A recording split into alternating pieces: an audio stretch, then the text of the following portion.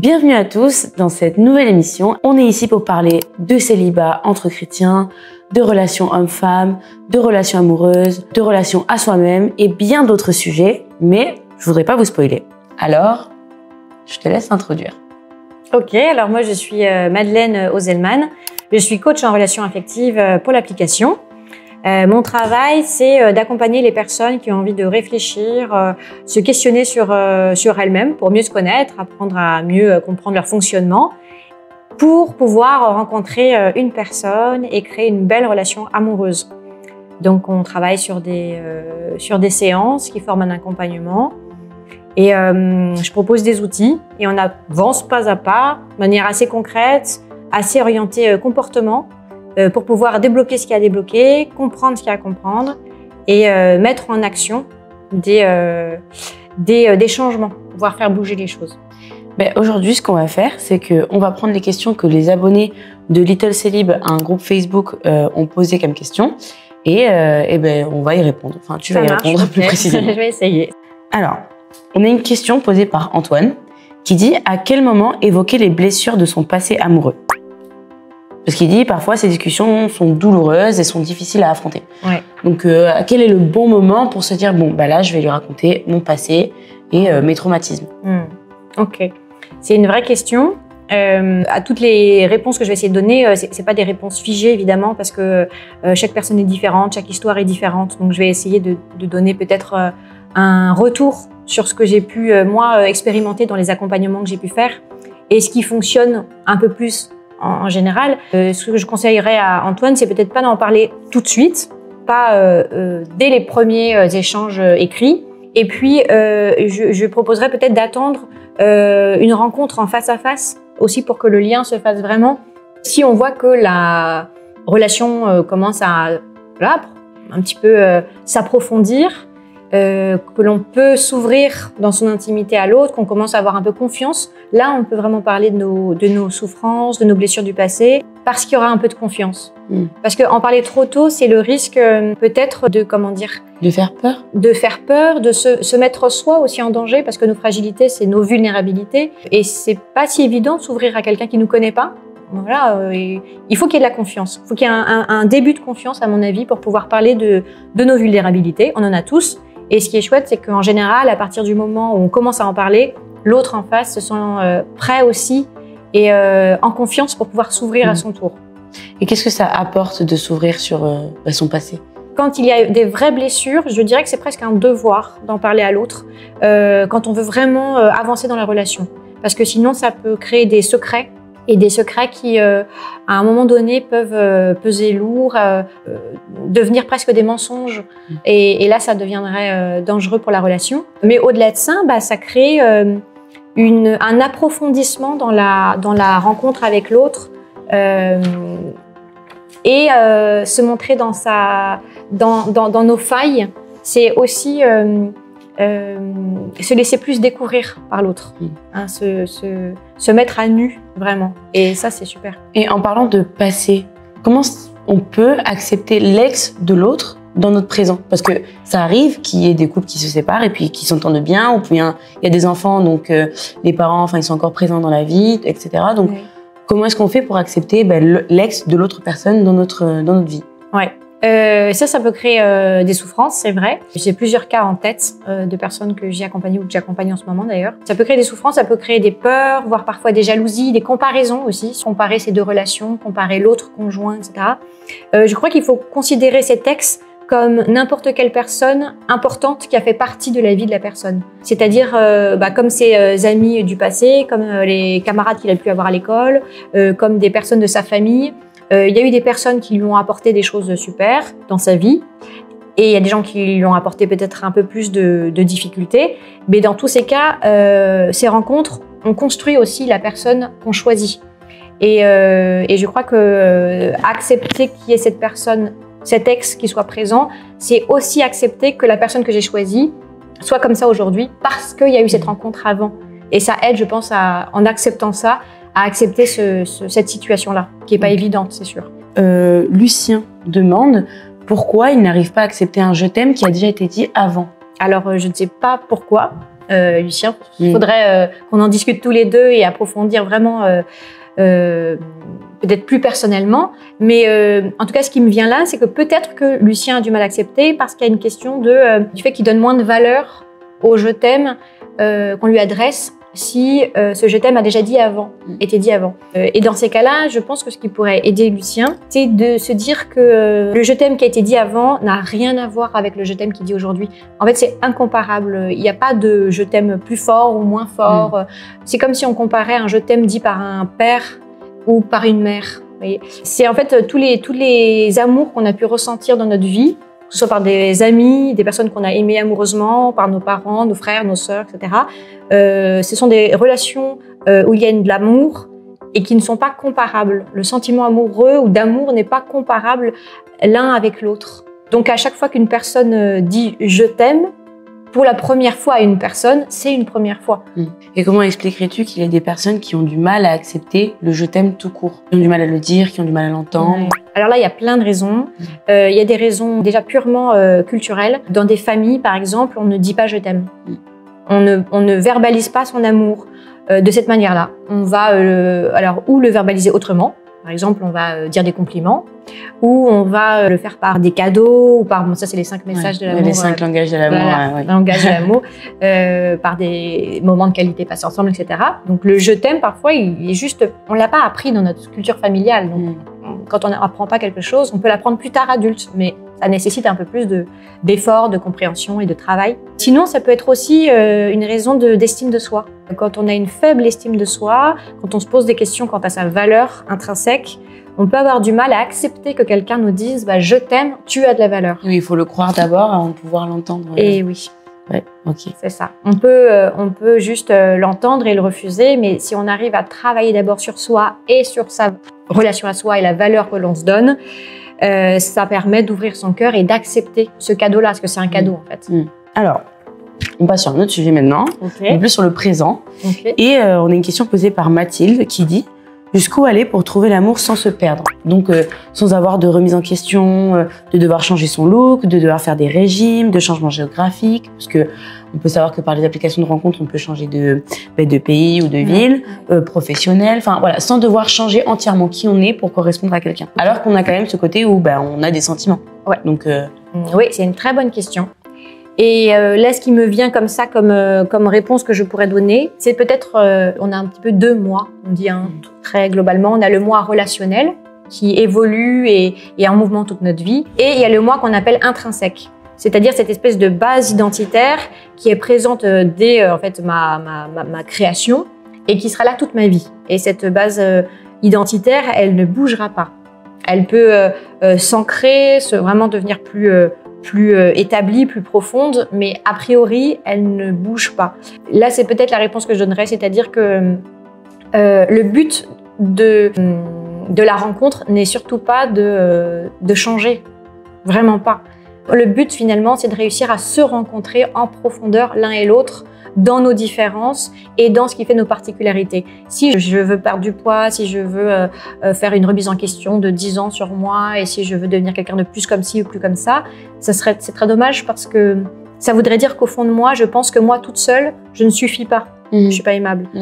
Alors que moi, je pense que c'est tout l'inverse, que vraiment, finalement, c'est plus l'acceptation peut-être de mon poids, de ce qui fait mes défauts et mes fragilités et ce qui fait en fait finalement aussi qui je suis. Une fois que c'est peu à peu accepté, peu à peu aimé, ça me permettra d'accepter que quelqu'un puisse aimer ça aussi. Après, je suis d'accord avec cette personne. Il y a parfois des petits changements à faire qui nous nécessitent un peu d'effort. Si l'autre, par exemple, le réclame, dit par exemple, viens habiter dans cette ville ou est-ce qu'il n'y a pas un effort à faire comme dans toute relation? Comment on peut trouver la balance entre changer complètement ou changer un petit peu? Ouais. Eh bien là, je dirais que justement, ce qui va être intéressant, c'est de discerner ce qui pourrait appartenir, on va dire, au moi relationnel, c'est-à-dire par exemple à mon lieu de vie, certaines habitudes que je peux changer sans changer ma part intrinsèque et profonde. Donc je peux changer des petites habitudes peut-être, si je suis OK avec ça. Et si c'est discuté, et si je sens que l'autre personne aussi est prête à changer, c'est vraiment un échange. Il ne faut pas non plus qu'il y ait une personne qui fasse tous les efforts. Ça ferait un déséquilibre et puis peut-être de la rancœur après. Donc, au contraire, c'est un échange, une communication. Si je sens que je peux faire cet effort, que ça me demande un petit effort, mais que c'est OK pour moi, que je ne sens pas en fait qu'il y a mes valeurs à moi, intrinsèques, qui sont touchées, que je me sens respectée toujours dans ma personne, alors oui, c'est OK, je peux le faire. Mais si ça vient, le changement qu'on me demande de faire vient aller à l'encontre de mes valeurs, alors non. Là, il faut que je reste bien à l'écoute de qui je suis et je refuse. Mais toujours dans la question de Mathilde, elle dit, si elle n'arrive pas à faire ces changements et puis même si ça ne lui correspond pas, elle dit, à partir d'un moment, ne vaut-il pas épouser son célibat ou risque-t-on par fidélité à ce célibat confortable passer à côté de autre chose? Alors déjà, moi, c'est le mot confort qui me fait tête alarme, parce que ce soit de toute façon dans n'importe quelle relation, dans la relation à soi, dans la relation aux autres, dans le mariage ou même dans un choix de vie consacré, à mon avis, le confort, c'est ce qui est à fuir. Et je pense que dans le célibat, comme dans tout autre état de vie, c'est pas bon de rechercher le confort. Et à mon avis, ce qui est tout l'enjeu en fait du célibat, avec les souffrances que ça peut occasionner parce quand on ne l'a pas choisi et que c'est voilà, il y a des moments vraiment de solitude et parfois de découragement. Tout l'enjeu réside, à mon avis, dans le fait de vivre ce célibat au jour le jour, sans savoir absolument ce qui va se passer demain. C'est-à-dire que peut-être que demain, je vais rencontrer quelqu'un et ma vie va changer. Et peut-être que demain, je vais être célibataire. Et je ne sais pas. Mais je ne peux pas m'habituer à quelque chose. Et je ne le conseillerais pas. Je ne conseillerais pas, ça peut être en effet une réaction de dire, bah moi comme ça, allez, finalement je ferme la porte aux rencontres, j'en souffre plus, je me protège le cœur et je comprends, quand on a été pas mal blessé, ça peut être un moyen de protection. Mais ça reste un moyen de protection qui quand même à long terme enferme. Je me coupe aux rencontres du coup. Donc je m'immobilise dans un statu quo, dans un état. Et l'immobilité, à mon avis, c'est pas vivant, c'est pas la réalité. C'est pas son célibat, c'est épouser son état présent. Et être alerte de tout ce qui se passe dans ma vie. Comme mouvement intérieur, là tout de suite, qu'est-ce que je ressens émotionnellement, physiquement. Il y a quelqu'un qui rentre là, je vais le regarder, il y a une rencontre qui se fait. Évidemment que c'est peut-être pas la personne que je vais épouser demain, mais dans tous les cas, c'est une rencontre. Et c'est intéressant, je pense, de poser le regard sur les rencontres et de ne pas leur donner de valeurs différentes. Oui, une rencontre, c'est une rencontre. C'est une rencontre, c'est une personne qui rentre dans ma vie. Et je sais pas, c'est une amie peut-être que ça va être quelqu'un, ça va être une amitié plus profonde, peut-être que ça va être une relation amoureuse qui va devenir vraiment sérieuse. Mais je reste ouverte à cette rencontre. Oui. Comment ne pas avoir aussi peur alors qu'on a été blessé dans le passé? Qu'est-ce qu'on peut se dire en fait? C'est un gros travail que je fais lors des accompagnements. On travaille beaucoup parce que souvent c'est des personnes qui ont souffert ou qui ont des peurs. C'est pas forcément des peurs qui sont liées à leur souffrance d'expérience. C'est souvent le cas, mais pas toujours. Ça peut être aussi des peurs qui sont transmises familialement, hein. Ou des peurs parce qu'ils ont vu des personnes souffrir et qu'ils n'ont pas envie, eux, de vivre ça, et ce qui se comprend. Donc souvent, moi, j'imagine ça, je fais en fait, on fait un dessin ensemble d'une balance, tu vois, avec deux poids comme ça. D'un côté, il y a le poids de nos peurs, et donc on les regarde en face, on les écrit, on peut même les dessiner pour y faire face et regarder en quoi elles consistent. Mais ce qui est important, c'est de l'autre côté de la balance, il y a en fait nos désirs, nos envies. Et je crois que c'est ça qui est important quand on veut pouvoir avancer avec nos peurs, pour ne pas qu'elles soient un frein, c'est de se concentrer sur qu'est-ce que je mets de l'autre côté de la balance. En psy, on appelle ça grossièrement pulsion de vie, pulsion de mort. Hein, c'est comme si le pulsion de mort, c'est hop, je m'immobilise. Il y a quelque chose qui ne me fait plus bouger et qui ne me fait plus aller en mouvement. La pulsion de vie, c'est ce qui va me faire vraiment mettre un pas devant et essayer. Et la pulsion de vie, en fait, c'est notre désir. Alors, dans la liste des désirs, on peut essayer de décrire des choses, de dessiner des choses. Voilà, qu'est-ce qui, moi, vraiment me donnerait de l'élan, une envie d'y aller dans la rencontre, dans la relation amoureuse, dans le couple, dans la famille, tout ce que j'imagine. Et si j'arrive à bien discerner ça et faire un petit travail dessus, mon regard il est posé dessus plutôt que sur les peurs. et ça pèse plus lourd dans la balance. Ce qui fait que les peurs, elles sont toujours là, elles vont pas disparaître de toute façon. Mais elles sont un peu plus légères, elles pèsent moins lourd par rapport à mon envie d'y aller. Et donc, ce qui fait que je peux y aller avec mes peurs sous le bras. Ouais, ok. Et je les ai, c'est pas grave. Je fais avec. Ok. Donc, ce que tu es en train de dire aussi en partie, c'est que avant de se lancer dans n'importe quelle relation, il faut quand même savoir. Oui. C'est un peu comme une liste. Enfin, peut-être que je me trompe parce que je sais pas, mais est-ce que c'est aussi comme une liste pour savoir ce qu'on veut et ce qu'on ne veut pas? Je dirais que c'est pas. Il faut surtout sortir des critères. Parfois, il y a des personnes qui viennent en disant, bah voilà l'homme que je veux, c'est ça, ça, ça, ça, ou je ne veux plus ça, ça, ça, ça, ça. À mon avis, ce genre de liste là ne servent à rien. Par contre, moi, ce serait moins une liste, cette question des désirs, mais c'est plus commencer à imaginer et donc à me projeter, à m'intéresser en fait, donc à me questionner sur, au fond, qu'est-ce qui moi me donne le plus envie là-dedans. Et ça va être différent chez chacun. Et je vais dire n'importe quoi. Par exemple, chez quelqu'un, ça peut être une image. Je vais dire n'importe quoi. Je vois un petit déjeuner avec plein d'enfants autour, dans un grand jardin avec plein de fleurs et de feuillages. Et ça, c'est un dimanche matin, avant la messe, je sais pas. Une image qui est très personnelle et projetée. Et ben, ça, on va pouvoir l'utiliser, en fait, cet imaginaire-là. Et du coup, l'émotion que cette image suscite, une émotion d'envie, quoi, pour pouvoir se mettre en action et faire avec les peurs. Dernière question, ce serait comment accepter son célibat en tant que chrétien? Déjà, avant toute chose, je dirais que c'est normal d'avoir plein de moments où on ne l'accepte pas. Et c'est tout à fait légitime de se sentir en colère, de trouver que c'est injuste quand on voit les personnes autour de nous en couple, qui se marient, qui ont des enfants. C'est légitime de se sentir triste et démunis et désœuvrés, et toutes ces émotions-là, elles sont complètement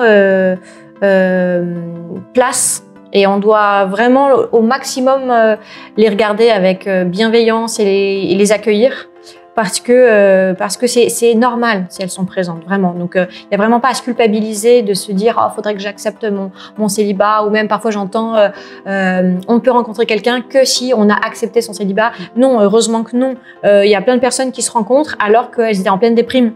Et il n'y a pas besoin d'avoir une super confiance en soi, il n'y a pas besoin d'être super fort dans sa vie pour pouvoir tomber amoureux ou attirer quelqu'un. Ça, c'est pas vrai. Vraiment, dans ce que j'ai pu observer, c'est pas vrai. Je dirais que accepter son célibat, c'est d'abord pour soi qu'on le fait, pour pouvoir finalement calmer ses émotions qui parfois sont désagréables et difficiles à gérer, pour pouvoir vivre plus sereinement les choses, en fait. Accepter son célibat, je dirais que c'est juste en fait revenir à accepter ce qui m'est donné là tout de suite maintenant, à vivre, et accepter peut-être qu'il y a une immense part de mystère là-dedans que je peux pas comprendre ni expliquer. Le célibat ne s'explique pas, à mon avis. Il n'y a pas une raison pour laquelle on est célibataire. Il n'y a pas parce qu'on a vécu ça, ou parce qu'on est trop comme ci, ou pas assez comme ça, ou parce qu'on ne fait pas assez les bonnes choses aussi. Ça, c'est assez culpabilisant. J'entends souvent ah, elle est célibataire parce qu'elle ne fait pas ci. Non, souvent je dis que dans la rencontre amoureuse, il y a 3 grands données à prendre. Il y a soi.